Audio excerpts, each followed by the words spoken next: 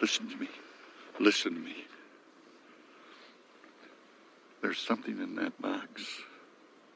And if that something is what I saw in my dream, we can't kill him. What the fuck are you talking No, about? I'm not kidding, Rodney.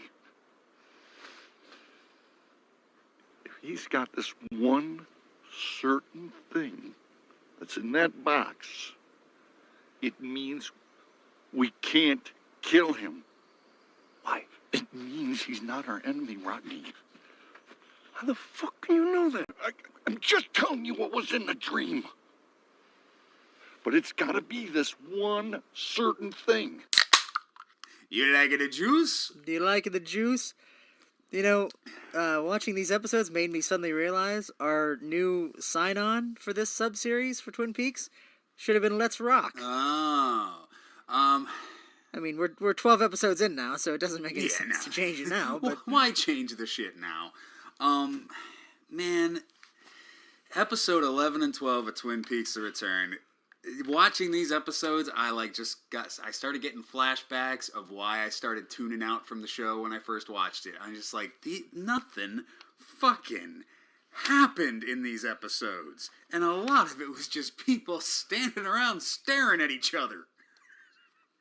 okay, I think I have a much different perspective on these because, and I will talk about this now. And I don't know how much we're going to talk about it because I don't know how much we have to talk about these episodes.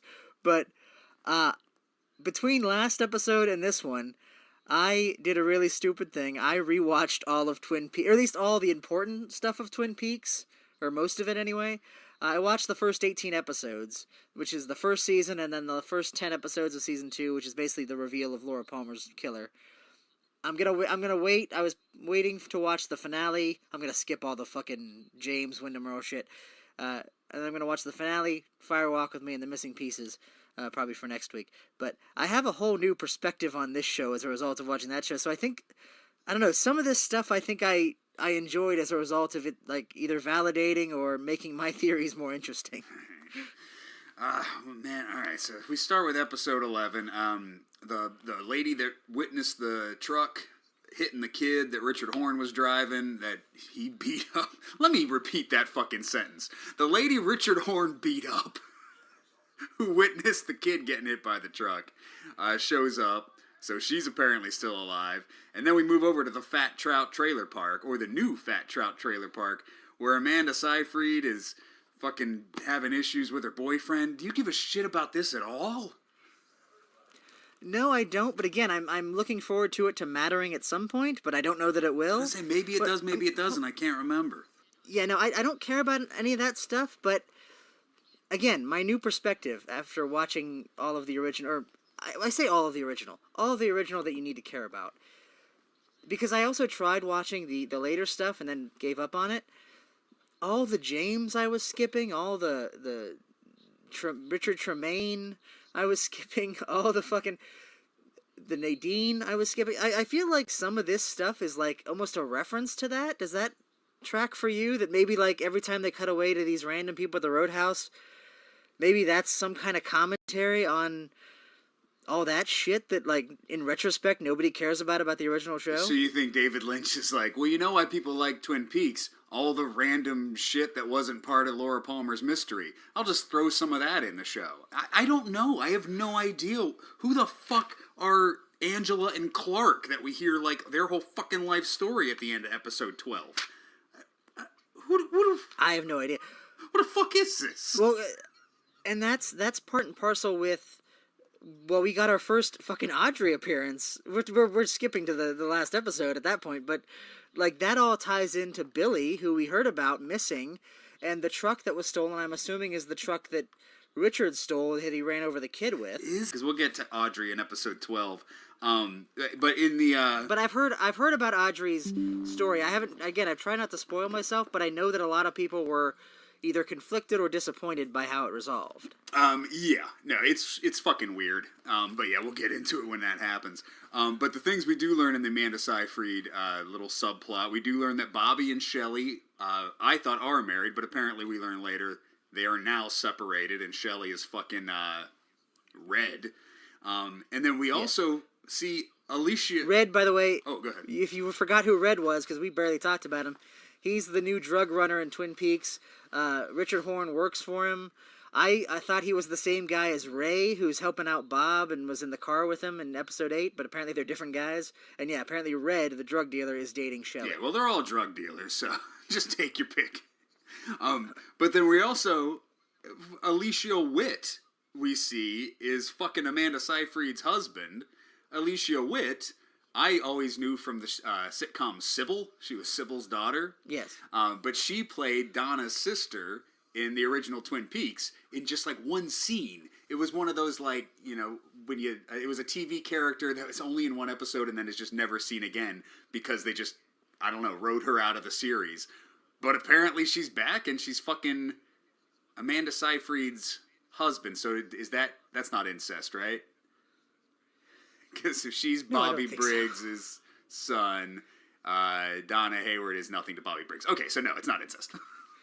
Well, and the fact that you have to ask that because all the characters have these fucked up relations with each other. And I wouldn't have even remembered, and you probably wouldn't have even remembered had I not just watched the show, that she was even Donna's sister. No, I remembered that. I knew that she played Donna's sister, but I thought she was playing a new character in this series. When we saw the end credits is when her last name's Hayward, and so apparently she is still playing Donna's sister. We go back to Buckhorn, North Dakota, where Gordon Cole and Albert and Diane and Tammy are taking Bill Hastings to the zone where he met Major Briggs. Gordon Cole sees this weird like black hole thing in the sky, and then he sees the woodsman in the convenience store, but no one else sees this happening. And then Matthew Lillard's head explodes. Are you saying that because you think that's the convenience store, or do you know that from future information? Because I didn't necessarily put that together that was the convenience store. Oh, I just assumed it was the convenience store. I don't know. No, I'm guessing that. Because, I mean, it very well could be, obviously, but that was not, because it's not that room, it's like a staircase. True. Yeah, he sees woodsmen. But I guess it's above the convenience store, so maybe that's the staircase to the room. That's what I'm thinking, because remember, we saw the convenience store, and you said it only looked like one level. I'm thinking, like, well, maybe that's the stairs up to the attic.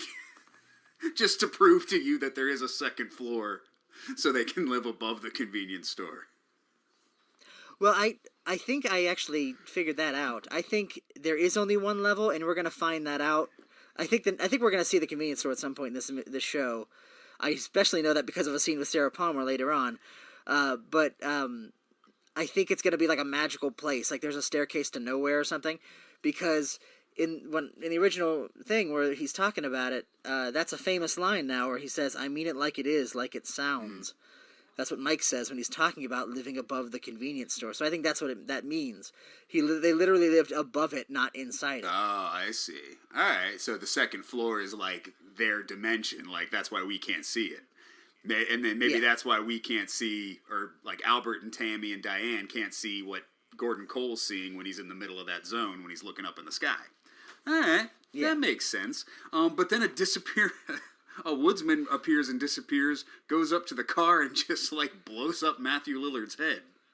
Which, I feel like this sequence made this episode for me. Like, you're expressing disappointment relative to how exciting this show has been up to this point, and I get that, but all I needed was this fucking sequence. Episode 11 was better than episode 12, and there were 3, like, really good moments in episode 11.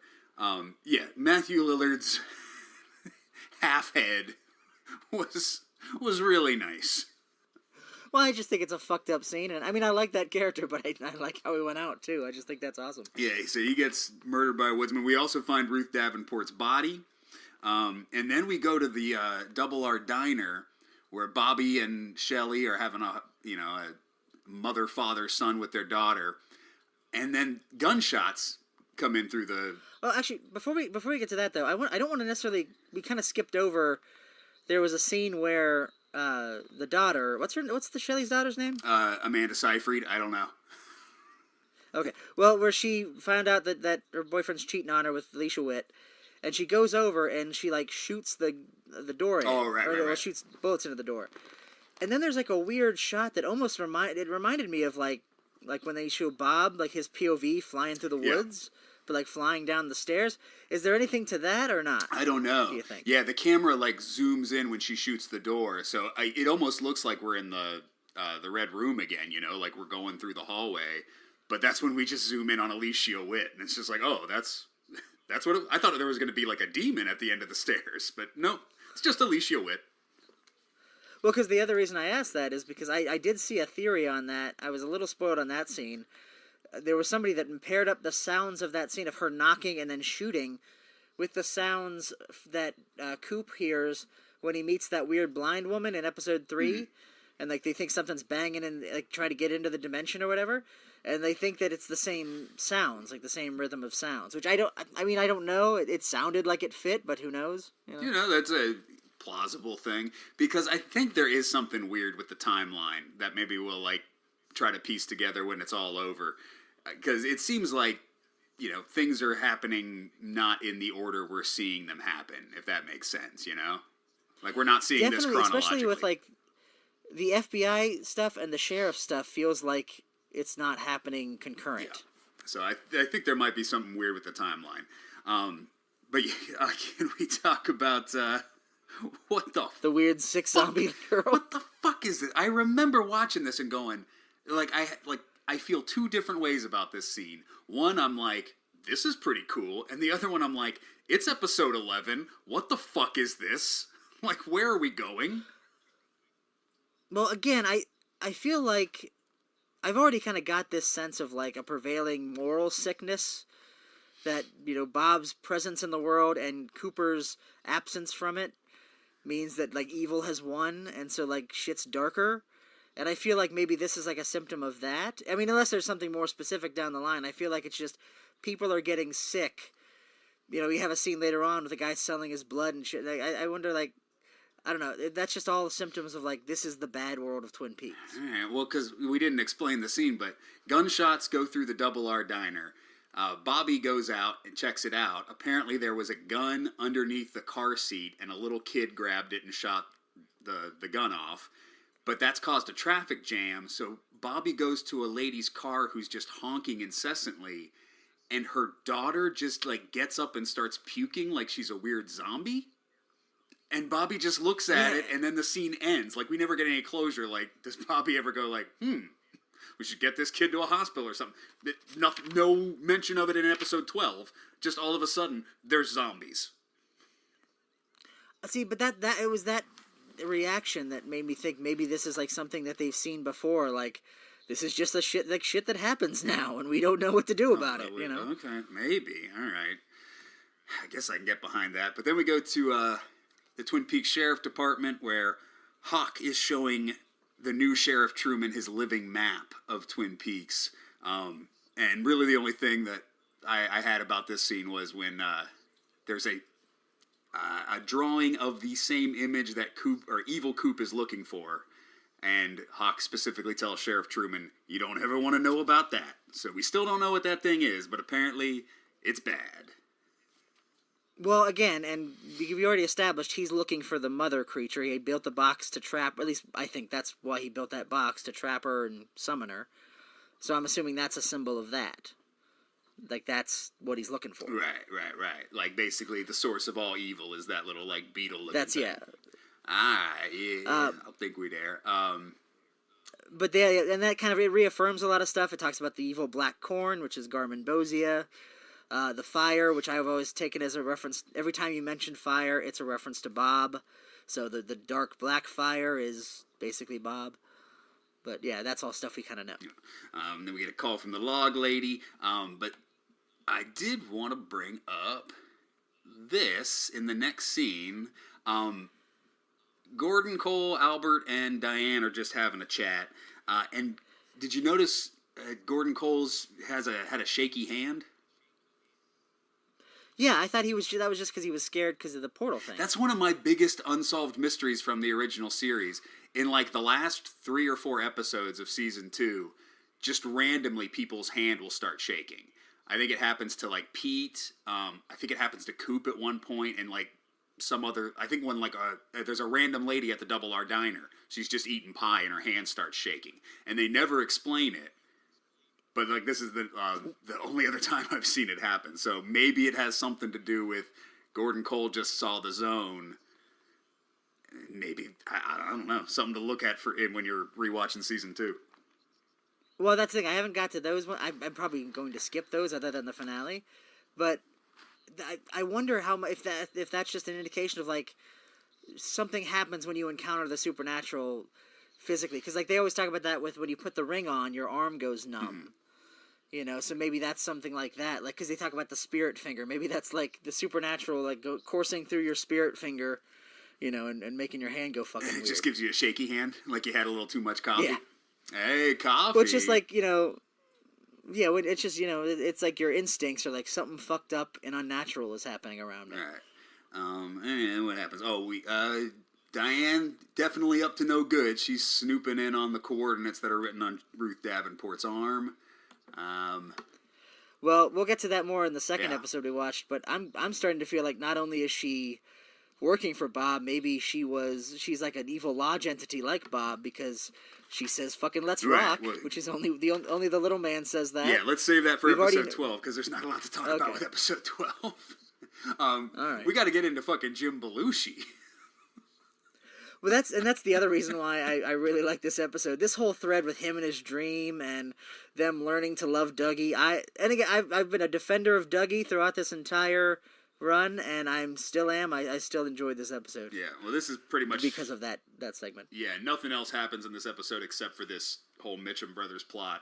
But yeah, I do want to talk about Jim Belushi. So Jim Belushi is with his brother. They are so anxious to kill Dougie Jones. They want to murder him so bad. They've been having dreams about murdering this guy. They can't wait. They've organized the arrangement, so Dougie's on his way. They're going to kill him good. But then Jim Belushi talks about a dream he had where his brother's cut was healed, and he rips off the Band-Aid, and the cut's healed. And then in the dream, I guess Dougie Jones was holding a cherry pie. And then Dougie Jones comes in with a cherry pie, and that means that he's a friend, and then they find the $1 million check. What the hell does that mean? Well, I took this to be another instance of either Philip Gerard in the Red Room or maybe the Giant, you know, that helping them through dreams. Okay. They sent that dream to Jim Belushi to guide him to not kill Coop. Yeah. So you think it's a manifestation where someone is preordaining all of this, or not even preordaining it, just guiding as it goes along. So he's putting the pieces together. I got like a different reading out of this scene. So Jim Belushi is talking about a dream he had where, you know, his brother's cut was healed and there was a cherry pie in the box, and the guy showed up and then the payoff to that is he shows up with an envelope with a $30 million check that they weren't expecting, and they're just like, oh my God. As far as Jim Belushi is concerned, this is all like magic or like mysticism. It's like, oh my God, I had a dream about a cherry pie. This guy showed up with a cherry pie, and he's got a $30 million check for me. This is the sign of like some supernatural shit. But all of those things had rational explanations. Janie E. gave Dougie a cherry pie because he liked cherry pie. And then he happened to have the check in his pocket because Bushnell gave him the check. Because of the Scribbles thing, they figured out that the casino was owed $30 million. So everything had a logical explanation, but because Jim Belushi doesn't have all the pieces, he's just like, well, shit. This is God working through this brain-dead man. Well, no, because I think we've seen too much of Dougie being guided by either Mike or Philip, whoever you want to call that, the entity that has been helping him in the Red Room, you know, with guiding him to the various jackpots, pointing him to like the thing hovering over Tom Sizemore's head to say he's a liar. I think even the sketches were sort of motivated by that as well. You know, so I think all of this is Philip Gerard or Mike is using whatever he can do to manipulate events from his dimension to keep Dougie alive until he can eventually find himself as Coop again. All right. And this was part of that. So I think that dream was definitely set from Mike. Okay. I was thinking just sometimes a cherry pie is a cherry pie, you know? Sometimes you're thinking about a cherry pie and a guy shows up with a cherry pie in a box. But at this point, I can't believe that anything where a dream is specifically involved is anything other than a supernatural event. I mean, the most famous dream sequence in fucking television history was, you know, the Sarah Palmer, or the Laura Palmer dream. So, every time a dream is in Twin Peaks, it's something important and relevant to the mythology. That's true. And then we end the episode 11 with they're all going out to dinner. And then, like, a weird thing with the piano player, he basically, like, starts scoring the scene. I didn't know if there was meaning in that or if it was just, like, a fun, like, little scene. Well, I asked you, like, was there anything relevant that you saw to the music that he was playing? Because I didn't recognize it, but it felt like one of those sequences where, they've done a lot, where Dougie sees something that reminds him of his old life as Agent Cooper, and it's like he's almost going to remember, like, the red shoes and, the badge and everything. And that felt like something like that, but I didn't get, if it was, I didn't get the reference. Oh, I see. No, I didn't recognize the song. I thought it was just underscoring. But yeah, they do that, like, twice in this scene. We do get a damn good. Yeah.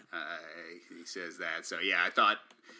We keep thinking Dougie Jones is going to turn into Coop eventually, but he never fucking does. I know, I've been spoiled enough to know that he doesn't come back until, like, episode 15 or 16 or something, so I'm not even, like, worried about that. Well, and I like Dougie Jones. He doesn't come back in episode 12, I'll tell you that for goddamn sure. Yeah, he does. He's in... What are you talking about? He's in the best scene in episode 12. Oh, no, I mean he doesn't come back to be Coop in episode 12. Oh. No, but Dougie Jones is in it for all of 5 seconds to get hit in the face with a baseball. That was funny, yeah. At one point we just cut to Dougie Jones playing baseball with Sonny Jim. Sonny Jim just throws the baseball at his face and just no fucking reaction. And everyone's still fucking treating this like it's all fucking normal. Alright, episode 12. Yeah, man, nothing fucking happens in this. Gordon and Albert explain Project Blue Book to Tammy. And then, yeah, we'll talk about Diane here because they recruit Diane. They deputize her because they say they need her help to figure this all out. And she says the immortal phrase, "Let's rock."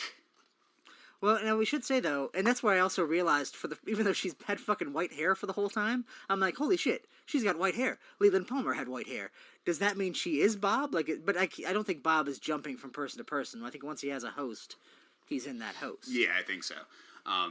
Because, she's definitely in cahoots with him because, yeah, she keeps getting text messages from him. And then, let's just jump to the end of episode 12. She punches the so Ruth Davenport's body is found. It has coordinates tattooed on the arm. Diane snooped in and saw those coordinates, and then she punched them in her phone, and it took her to Twin Peaks. What the fuck's this? I don't understand this. Well, I take that to mean that. Well, I don't know where. Did we find out what those coordinates were from their perspective? Like where? Like I know she wrote them on her arm. Did they get them from inside the zone? I don't know, but didn't Bob say he was looking for the coordinates? I think so, but I wasn't sure. Did they say Major Briggs gave them to him, or? I think so. So yeah. Yeah, Major Briggs gave them the coordinates. Oh yeah, because fucking Matthew Lillard said that in the interrogation scene. Major Briggs gave them coordinates. She didn't want to forget them, so she wrote them on her arm. And yeah, that's when we came up with a theory that they cut her fucking head off and stole her body so they could keep the coordinates. But her body's just laying there by the zone, so that must have not have been true. But then the coordinates just lead to Twin Peaks. But, like, if it's all Twin Peaks, wait, what the fuck? Bob is like, how do I get back to Twin Peaks? I guess it's called Twin Peaks to Return, so maybe that's it. Is it just Twin Peaks, or is it a specific place within Twin Peaks? I don't know how exact coordinates are, where, like, could you, like, go into the town further? Because remember, they said the last part of it was smudged. I think if you had, like, the exact coordinates, it'd be, like, a specific place. Maybe well, I guess he would know where the Black Lodge is, so he doesn't want to go there. I don't know where he'd be going. That's what I'm wondering. Yeah, okay, I forgot about that. But, yeah, the last 2 digits were smudged. And, yeah, the way coordinates work, like, if you have all the coordinates, the, like, navigational coordinates, you can go, it'll take you to a specific spot on the planet. Like, every spot has a coordinate. So if you had exact coordinates, you would be right exactly where you needed to be. But if they had the last 2 smudged, then yeah, that would put you in the general location. So I guess the coordinates are pointing to some place in Twin Peaks. But that doesn't make fucking sense to me, because if Bob's hunting for the coordinates, hasn't he been in Twin Peaks enough to, like, fucking hunt for this shit before? What the fuck's he looking for? Well, see, I don't know. See, I guess I'm wondering if... Well, my theory has always been that he's hunting for the mother creature. just because they made that connection in episode 8 that this creature gave birth to all the evil, including Bob, and that he created that box that I would assume on purpose summoned the creature. I don't think that was an accident. And I certainly don't think he was trying to summon Coop, because he had a different plan for Coop. When he'd come back, he'd, bring him into Ducky. So I assume his plan is to find this creature. And of course, my theory is that the creature's possessing Sarah Palmer. I'm thinking those coordinates go to fucking the Palmer house. Oh, okay, all right. Okay, that makes sense. And they also do have a reference to people going to Sarah Palmer's house, so maybe that's why. That's this scene fucking confirmed for me my theory about Sarah Palmer, because she's in a convenience store and she thinks she's in the convenience store. Oh, I didn't put that together. Yeah, she freaks out about turkey jerky, but oh fuck yeah, she's in a convenience store, so that's why she keeps freaking out. She says, like, oh, it looks different now from when I was in there, and they're coming. The men are coming. The woodsmen are coming. Right. Okay, yeah, I didn't put that together, but yeah, that makes total sense. And then Hawk goes and visits her, and yeah, she's just fucking weird, Sarah Palmer is. She's, like, talking to herself, and she's making no fucking sense when she talks, so yeah, something's up with fucking Sarah Palmer. And I think they're modulating her voice at times, too, Yeah. that would indicate, like, sort of similar to what they did in the last episode of the season 2. And yeah, and at one point in the convenience store, she even says, like, Sarah, don't talk to them like that. Or Sarah, stop saying that. Or something. Like, she's talking literally to herself as if for the third person. I'm thinking she's possessed by that entity. And that's her. And I have some theories about what that entity is, by the way. We can get into that if you want. Yeah. We'll save it for later when we finish the rundown. Because we'll save speculation for after we talk about what actually happened. That way our hearsay doesn't become... fact. Sheriff Truman confronts Ben Horne about Richard Horne. They know Richard Horne's the one who hit the kid and beat up the lady. Ben Horne promises to pay her medical bills, and he gives Sheriff Truman the key. That was to Coop's old room. I can't remember if that comes to anything. I have to imagine. They've been showing that key so much. If that doesn't come back, then that's fucking ridiculous. I know. The key has to... Oh, wait. No, it does. Okay, the key is important. But okay. I'm assuming the whole last episode of the show will take place in that room. Maybe. All right, I'm skipping Ben Horne, man, and his fucking bicycle story. Yeah, this is episode 12. Man, was so long, and I believe in our last podcast I praised the pace of the show, like the odd pace, how things will just take their time and go slowly. Hold on, this is fucking me up. The video playback is fucking going bananas. Hold on, let me restart this. Yeah, but what you're getting to ultimately is the scene with the weird French woman. Yeah, which the pace. Yeah, of, you go ahead. So I would say the pace of this show has been funny. Like Chad leaving the sheriff's office was hilarious last week, but we get. I even liked the sweeping scene, which everybody hated apparently. I did too. I watched a guy sweeping peanuts, and I didn't complain about that. But now it's episode 12, and it's starting to fucking piss me off. So here's the order of events that happens in episode 12. Ben Horne tells a fucking long-ass story to Ashley Judd about a fucking bike. Then we get the longest scene in the world where Gordon Cole says goodbye to his whore. And then we cut back to Dr. Jacoby, and we see the same fucking commercial for his gold-ass fucking shovels. And then we go to Audrey Horne with a weird little man, and then we end in the Bang Bang Bar, and I'm like, I fucking hate this shit. I did not like this episode at all. You mentioned that, yeah, this was where, in your original watch, that this was where you kind of started tuning out, and I can totally see that. I mean, I'm still excited to see where it goes from here, but yeah, I wouldn't be surprised if a lot of people dropped off here. Yeah, this is so long when Albert goes up to Gordon Cole, and Gordon Cole's in his hotel room, and he's got a lady with him, and he's like, all right, I'll meet you down by the bar, and she leaves, and it's fucking at least 13 minutes of this girl getting up off the couch. She finishes her wine. She puts her shoes on. She walks to the door. She chit-chats with Gordon Cole. They stare at each other for no fucking reason and just smile. And then she leaves. And then the scene continues with Gordon Cole just talking to Albert. But Albert's not saying a word. It's an insane long scene of nothing happening. And I'm like, come on, guys. Come on, let's pick up the pace. this scene would have been totally justified if Albert had been able to do one of his fucking classic Albert rants. Yeah. And and just called him on his bullshit, and they use that as a thing to call David Lynch out on his bullshit of having the scene, no, we got to get going. We have a fucking mystery to solve. Yeah, or if it built to something, after Chad left the sheriff's department, we got a scene in the sheriff's department. But this one, after she leaves, what do they even talk about? I can't even fucking remember. What do Albert? He just brings up another text that they got from Diane. Yeah, so nothing really important happened in this scene at all. Well, it is their first indication that something is happening in Las Vegas, because I'm assuming what happened was Bob asked Diane through text, "Have they asked about Las Vegas yet?" Which is to say, have they asked about Dougie? Are they on to Dougie? Diane says they haven't asked yet. So now this is them inadvertently revealing to the FBI, to the Blue Rose people, that there's something going on in Las Vegas. All right, I guess we picked up a little piece, but we could have done that in 5 seconds, couldn't we? Which, can I just say, I don't like the Blue Rose thing at all. That's been set up since Fire Walk with Me, and to find out that it's basically like the X-Files for Twin Peaks, I feel like that ruins a lot of the fun of these characters. They were never in a fucking Blue Rose thing before. Well, we you just never didn't get that indication. We just didn't see that because we weren't so much into the FBI in the series. I think a lot of that shit came with the movie. Albert, I just watched the show. Albert is always skeptical of any supernatural shit. Yeah. Even when they fucking see Bob, he's like, maybe Bob is just the evil that men do. Yep. It's like, no, if you're part of the Blue Rose, you're like, no, Bob is a fucking demon and we're gonna find him. I mean, it could be possible that he was putting on a cover because he didn't want to talk about alien shit in front of people who shouldn't hear about alien shit.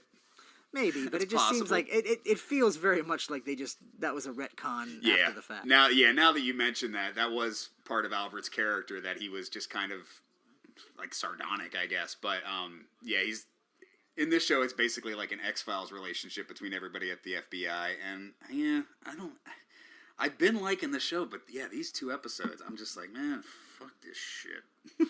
Well, that's something I liked a lot upon my recent rewatch of the original Twin Peaks. The fact that all the supernatural stuff, it was very seldom. It's the iconic stuff you associate with Twin Peaks and the weirdness.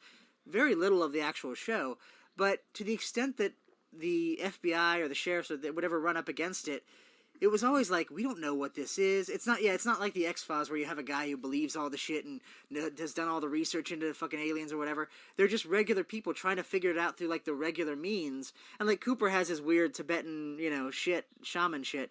But by the time it gets to the end of what it is and you find out Leland's possessed by this demon, that would be one episode of the X-Files because you already have a guy who would immediately go, oh, I know what's happening. He's possessed by a demon. But because nobody would ever think to say, oh no, it's a demon, that's why it takes fucking 18 episodes to get there, and I think it's more satisfying to see these regular people figure it out. Well, I mean, in fairness, they don't know what the fuck's going on. I mean, when Gordon... That's what I'm saying, that's what I like about it. Yeah, when Gordon Cole sees that weird vision in the sky, he's not like, oh, yeah, I get it. He's like, I saw Woodsman, and that's all I know. But I mean, they talk about, because Project Blue Book, they mention that in the show as well. That Wyndham Earle used to work for Project Blue Book, and so that's from that. But you'd think they would have brought up more of the. Maybe that was a plan going forward. If they'd gotten a season 3 originally, they would have done more with the Blue Rose, or I don't know. But I think that was the intention. Well, I don't know how much they had planned to go forth. But the only thing I heard about anything that would have happened in season 3 is that it would have involved a lot of Major Briggs because he had been to the lodge. So I think originally he was going to rescue Coop from the lodge. Yeah. I think I read. I think again, that was just one planned thing. They could have changed it, so none of that is canon. All right, and then why did we have to see Dr. Jacoby again? What happened in this scene? Absolutely nothing. We just saw his commercial one more time.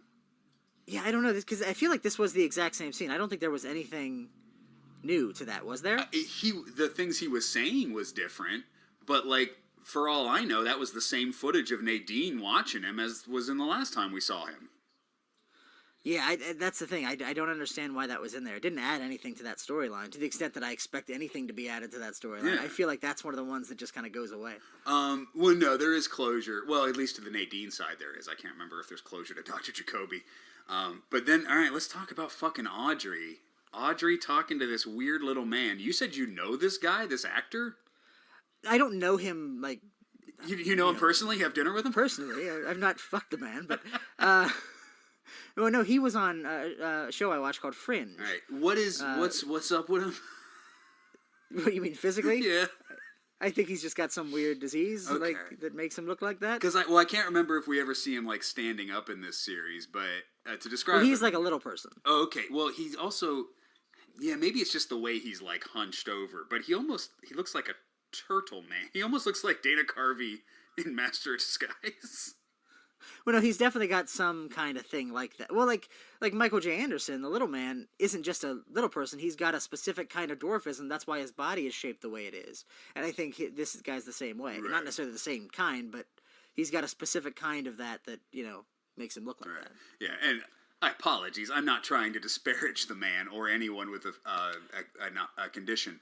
But when I first saw this, I was like, is he a visual effect? Like, I thought he was like a creature, like a Jim Henson creature. Like, and I know that's really offensive to the man. He's been in stuff. I've seen him. I like him as an actor. Yeah, I didn't know. But so anyway, Audrey and him, we don't know who this guy is. We don't know who the fuck Audrey's talking about. She's trying to find Billy. Chuck stole a truck. This guy calls Tina. We don't hear Tina's side of the conversation. What the fuck is happening in this scene? Well, again, as far as any kind of connections I don't know the relevance of it yet, and I don't know that I ever will. Again, I've heard that this ending is unsatisfying, but I'm almost certain at this point that Billy is the guy that Deputy Andy was talking to, who then was presumably murdered by Richard Horne. Okay, because he's the guy whose truck was stolen, that was then used to hit a kid, which I assume is the thing that this guy hears that he doesn't want to tell Audrey about. Okay. Oh, well, that would make sense because it's Richard Horne, but they don't mention Richard at all. No, that just didn't necessarily come up in the conversation, but, maybe they just saw the truck hit the boy. Okay, I guess. But yeah, she's... Or maybe it's Billy's disappearance that they don't want to say, Yeah, I don't know. But yeah, she's screaming at this guy. She wants to go to the roadhouse to find Billy. And yeah, she's just screaming about, I guess, they're married and they have an unhappy relationship. I started zoning out for this. I couldn't understand what the fuck was going on in this scene. No, I mean, that's the thing. It feels like the extraneous level of detail that David Lynch knows we don't know the connective tissue for, like, that seems on purpose. The fact that he's bringing up all these names of characters we don't know in very specific circumstances, and he talks about, like, contract negotiations and shit. Yeah. I feel like that, in some ways, that's the point. That it's either the promise of we will know, or the fact that we don't know and maybe we'll never know is the point. Yeah, because and after this scene, we go to the Bang Bang Bar, and we see two more characters that we've never been introduced to, and they're talking about three other characters that we've never been introduced to, and then another guy shows up, and he's like, hey, I almost got killed on my way over here, bye-bye. Will we ever see these characters again? And then we have a fucking musical performance at the Bang Bang Bar. So much shit happened in this episode that I'm like, are we watching a new show now? Is this just a different... Did we change channels? And the other thing with that is, I took that to be... We were talking about, like, the weird timelines. I'm wondering if that scene is actually, like, from further back in the past, and that was, like, when Richard Horne was going crazy driving out of town, he, ran over that guy. Okay. Maybe. And then, like, so half the fun of watching the show is just all the scenes are out of order? Maybe, I don't know. It can't be, right? Why would you do that? Well, but the thing is, we're feeling it more now because we're frustrated at the pacing of this particular episode. Like, the same shit was happening in the earlier episodes. It was just mixed in with more interesting shit that we had to talk about and like. That's true. Yeah, there wasn't anything in episode 12 where I was like, ooh. Except Sarah Palmer and Diane saying, let's rock. Yeah. But that was in the first, 10 minutes of the episode. So the last fucking 40 of this episode was just a drag. that's the thing. The supernatural stuff is still working for me, but they're introducing more and more of the non-supernatural stuff, which I felt like the first half of this was just like all the shit we like and none of the shit we don't, except for their fucking Brando kid. But like now it feels like it's slowing down, and like we're getting more of like Shelley's daughter and shit like that I don't care about. And so that's why we're feeling this way. We're getting more James. I was gonna say, this episode is all James Hurley and Wally Brando. Like, that should have been the fucking subtitle of episode 12.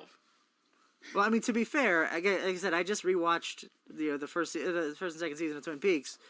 The James story is the key to everything. I've only seen that once. I've never rewatched James going to that I did other not town. fucking rewatch it. Yeah, I watched it when I first watched the show, but yeah, I was like, "Whoa, this connects to nothing." All right, so that's the end of episode 11 of 12. All right, so anything we didn't cover or any theories you have?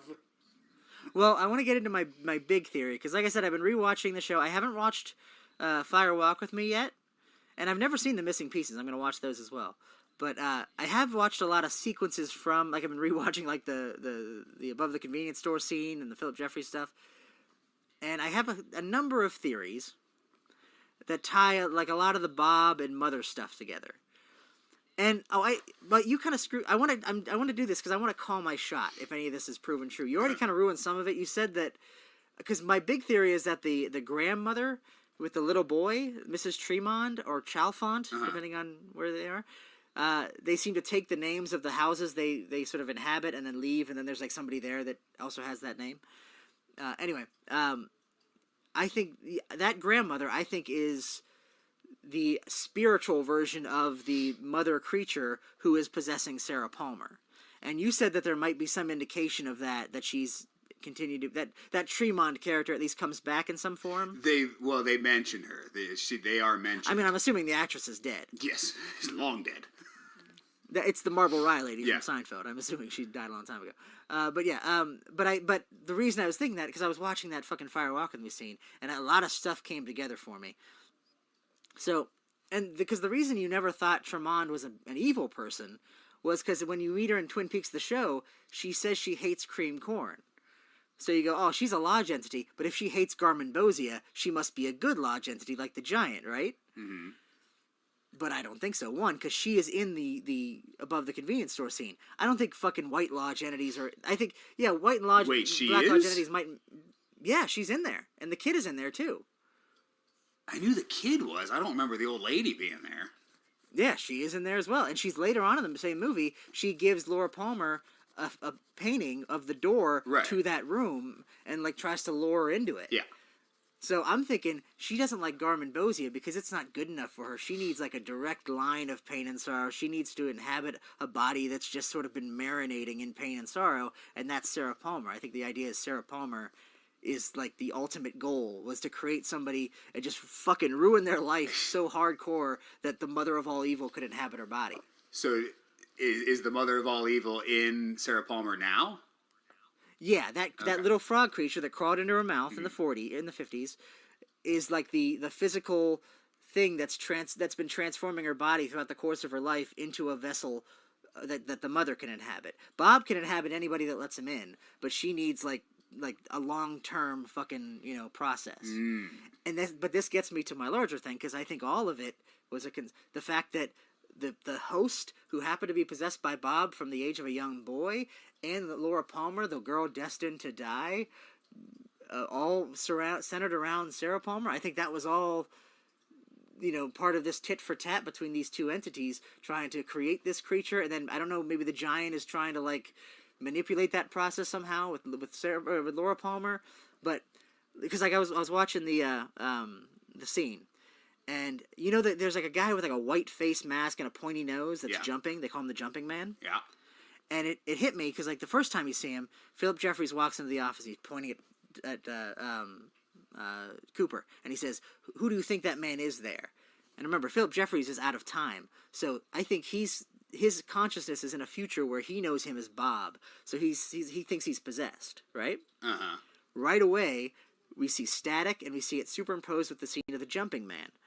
And then in that same scene, we see the little boy wearing a mask resembling the jumping man with the little twig that he carries pointing out of it. And he's taking the mask on and off. And at one point, the mask comes off and there's a monkey underneath. It's the monkey that says Judy, just like Philip Jeffries says Judy.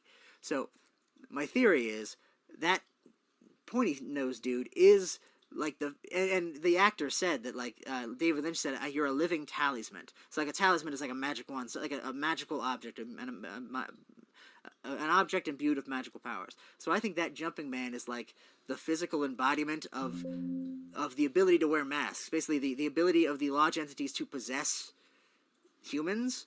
They go through that jumping man. Okay. And the little boy wearing the mask is Leland Palmer. Because remember, Leland Palmer was possessed as a little kid. His neighbor Robertson flicked matches at him, and it was Bob.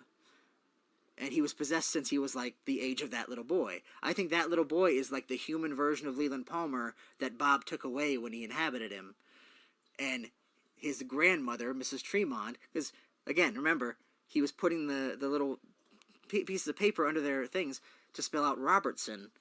And they say this explicitly in the show. Bob said that the people he possessed were his children. Robert's son of Robert. So if Leland, the little kid Leland wearing the mask, because later on that little kid is wearing the mask and jumps right behind Leland as he's walking away, almost like he's taunting him. So he's like reminding him, like, I am you. I'm the version of you that you are no longer. So that's the son of Bob. Bob is the son of the mother, which is to say the mother, Mrs. Tremont, is the grandmother of that kid. Therefore, that's the mother. That's my theory. Sure thing. And I think that the monkey is Philip Jeffries, because you notice you have that sequence, you don't see Philip Jeffries there at all, even though he says he was there. Right. I think when he came there, they turned him into that, because, like, that's what he is to them. He's like a fucking scared little monkey. And, you know, he's that like that's what he transformed into as he witnessed all of it. What was and then the monkey said Judy, right? That's like the very last scene of the movie. Last scene of the They pull movie, the mask off, it's a monkey, and then it says Judy. Judy. Which you said Judy is important, and I've heard that, but I've very much tried to avoid that because I feel that that's very important. Yes, I believe so. I don't really understand it. I'm hoping I get a better picture of it on this rewatch, but yes, that is important. And the only other time it's been mentioned before this, it was in Fire Walk with Me when David Bowie says, we're not going to talk about Judy. And then the monkey says Judy. Which, and that, I don't know if Judy is the mother creature as well, because in this episode, Hawk points to that symbol, which we identify as the symbol of the creature, and says, you don't ever want to know about that. It reminded me of, we don't ever want to talk about Judy. Right. So I don't know if that's the connection or not. Yeah, and I believe that will become clear. Yeah, if I want to talk about it more, but I don't want to spoil shit.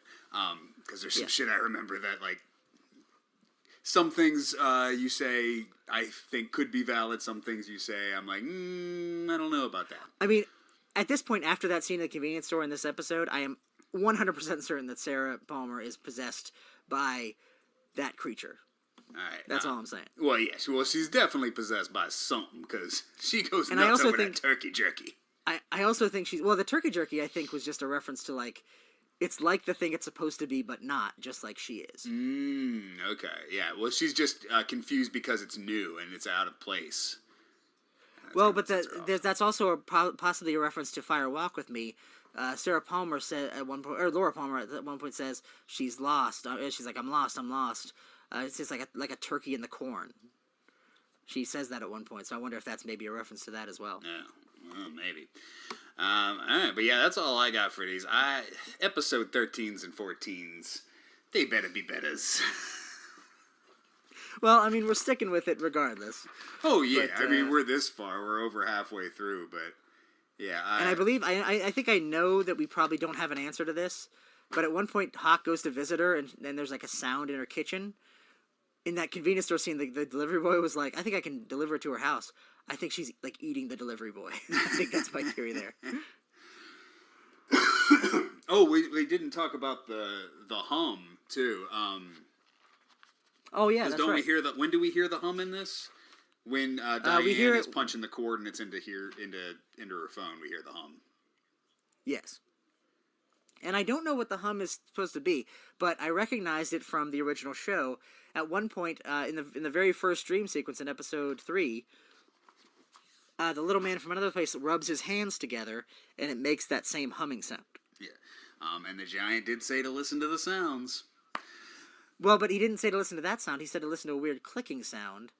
And I think...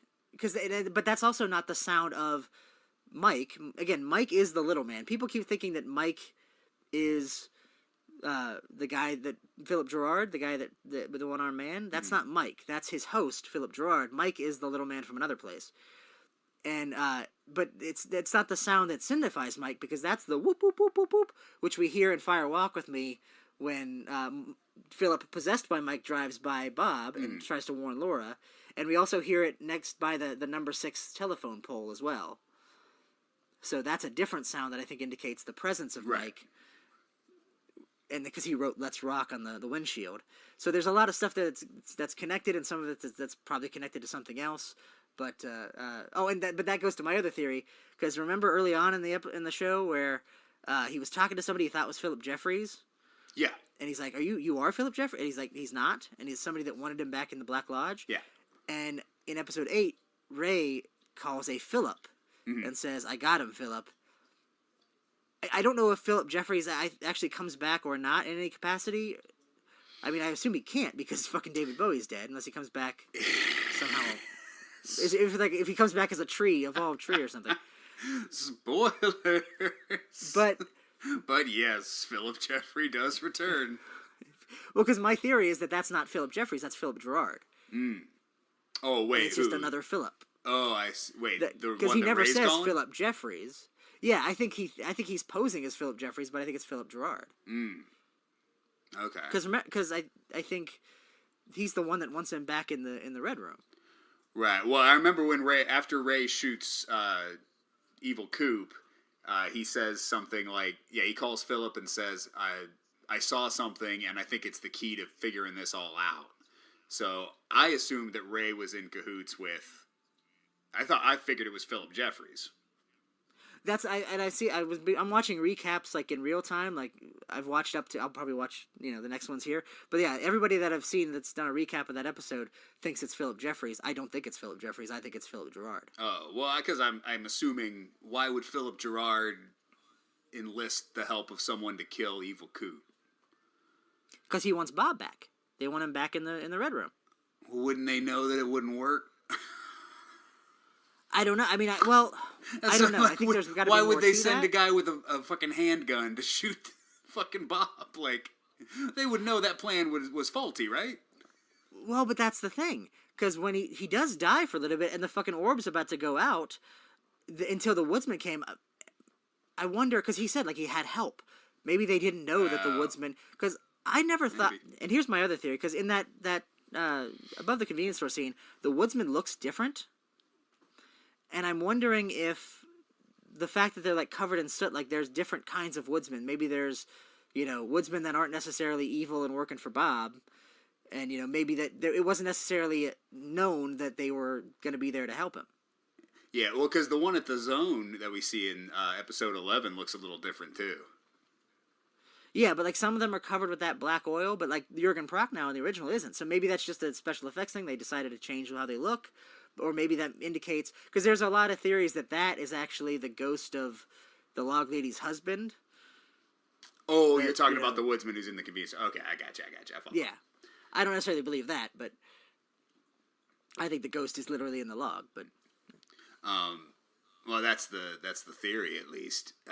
Yeah, do you know the log lady's lady's origins?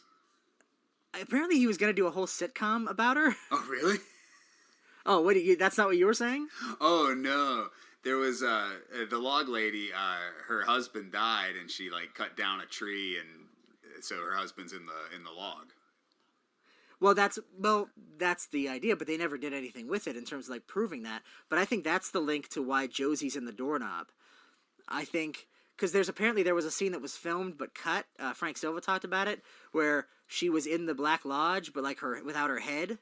Like, she was, like, wedged between. So, like, that was Bob. And you see Bob right after Josie dies. Like, he was trying to drag her to the Black Lodge. I think I think there's something about nature, like maybe our souls go in, like if our souls touch the other realm, like the channel for that is the trees, like it's sort of a nature thing. Like if the spirits travel through owls, maybe our spirits travel through nature, through the trees. So like if something happens and there's an interruption in that process, like by a supernatural entity, we get stuck in the wood. You're just a fucking doorknob. Yeah. But like our souls are drawn to that because it's nature, because it's a channel through which we can go to the other side. All right. I dig it. All right, anything else? Well, because that also connects to... I can go on forever about this, because that also connects to the fire, and the idea of, like, the fire is Bob, but also, like, it's like electricity. So the modern version of that is electricity. So it's like the neo-primitive modern version of nature. There's a bunch of shit. Right. But we can't get into it all now. Oh, yeah, that was in Hawk's Living Map. I did like the scene with Hawk's Living Map. Yeah, that could be a whole fucking like dissection of everything that Hawk points out on that map. You could fucking decode the entire show from that fucking map, I feel like. That was cool, too, yeah. Hawk's got a living map. It's very old, but it's always current because it's a living thing. It updates with the time. But and then Sheriff Truman's like, some fucking Indian thing, I guess. Like, he's just like, yeah, it's cool. But that's also like so much of the show, because like when I rewatched the original, I was like, I gotta listen to everything fucking Hawk says, because I think that's the key, is everything he says is true. Like at one point they asked, like, do you believe in a soul? And he's like, I believe in many souls, a waking soul and a dream soul. It's like, that shit's that's it. Whatever it is, it's that. And then you get to like the doppelgangers, I think that's that, you know? Like that's all of it is that fucking mythology. Yeah, no, I think it's in the episodes that you would normally skip, but Hawk basically explains the lodges in one episode, and it's everything you see in the finale. So I do believe that's something I true. noticed. They don't mention either of the lodges until the episode right after Leland dies. Yeah, that's insane to me. Well, but you also got to understand that like it's episodic network television. They didn't have like a 6-season arc planned out like shows do today. No, I just mean in terms of, like, how much we associate, like, everything before that was good Twin Peaks and everything after that was bad Twin Peaks, but so much of what we love about Twin Peaks wasn't introduced until the bad parts. Yeah, it's a weird show because, the first season and then the first couple episodes of season 2 are all about Laura Palmer. Then they solve Laura Palmer's murder, and then they just have to, like, rebuild. And, yeah, it's in that rebuilding thing where most of the show sucks, but it's laying like droplets that lead to Fire Walk With Me, which is my favorite fucking thing about Twin Peaks, is the Fire Walk With Me movie. Yeah, at this point I would say, well, at this point the return is up there with me, or at least the good parts of it, episode 8 and so forth. But yeah, I was just fascinated by how many elements, like all the Briggs stuff is after that. And like it's like such a sea change. Right after Leland dies, you get that fucking funeral with like the two old guys fighting, and it's like, oh, this is instantly shit now. Yep. And then because it's David Lynch just basically like fucking left, like he directed that episode, and then he's like, see you later. But the crazy thing is, he's in it as an actor more after that than he is before. I was always curious about that too. When people say like he left the series, I'm like, well, he was fucking on set every day. But I guess he just had no creative input.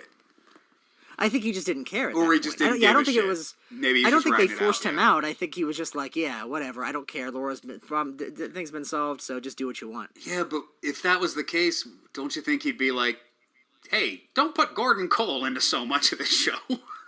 But I mean, at the same time, Mark Frost was still there, and I think Mark Frost's brother was like the showrunner at the time. Yeah. So I feel like it was like a favor to him, because obviously Mark Frost stayed around for... Yeah, I guess. Or maybe he like signed some weird contract when he like was also an actor on the show. And they're like, oh shit, David Lynch, you want to leave and make movies instead of TV? Well, contractually you have to still act in 6 more episodes. Oh, fuck! But yeah, I don't know. Watching the show gave me a much better sort of... And like the thing that's missing from this show that... I don't know, I feel like when people talk about Twin Peaks without the supernatural stuff, it's like the coopness of it, the camaraderie, and just his like stalwart goodness, and like that, what that brought to the show, that kind of hopefulness, and that's missing from this show very deliberately, and I think that's interesting. Well... And that's Dougie Jones. Yeah. Also, it's just, what's the central... Like, the first show was built on a central mystery. like, I still don't really know we're in episode 12. What's the mystery? Like, where are we going? What's this show fucking about anymore? To me, I think it still comes down to the two Coops and the, you know, them coming together as one. I'm assuming it's going to end with a battle between them, and one's going to be the victor, and that's going to be the last episode. Or right, no, I think I believe that confrontation is like the second to last, and the last episode's weird. That's all I know about it. Like, it's a very controversial, like, you know, does a whole nother thing. Yeah, the way it works, episode 17 is basically like the finale. Like, everything's kind of wrapped up in episode 17, and then they're just like, let's make another episode. But I don't know. I mean, I'll reserve my judgment till we get there. But yeah, I think it's all coming to a head with that, with Coop versus Evil Coop. Yeah. Well, we shall see. All right. So yeah, that's all I got. Anything else? Nope. And by the time we record next time, I will have watched Fire Walk with Me. I still haven't rewatched the finale, the season 2 finale, Fire Walk with Me or The Missing Pieces. So I'll watch both of those and see if I update any of my thoughts from there. So yeah, it's been a long time since I haven't watched the original series since before I watched The Return. I think it was probably like a year before The Return premiered, so I probably haven't seen it since like 2014. I mean, I recommend it. It's a much easier watch, and some of the episodes are like weirdly like an hour and a half long somehow, even though it was like network television. Well, there were less commercials back then. Oh yeah, that's true too. Like hour-long shows were actually like 55 minutes. But it was a very easy watch. I watched everything I watched over the course of my 3-day weekend. So I mean, I would recommend maybe giving it a shot over your weekend. Yeah, I guess it's been a while since I watched it. All right, well, until we see you again for hopefully a brisker paced episodes 13 and 14. Get off the shed.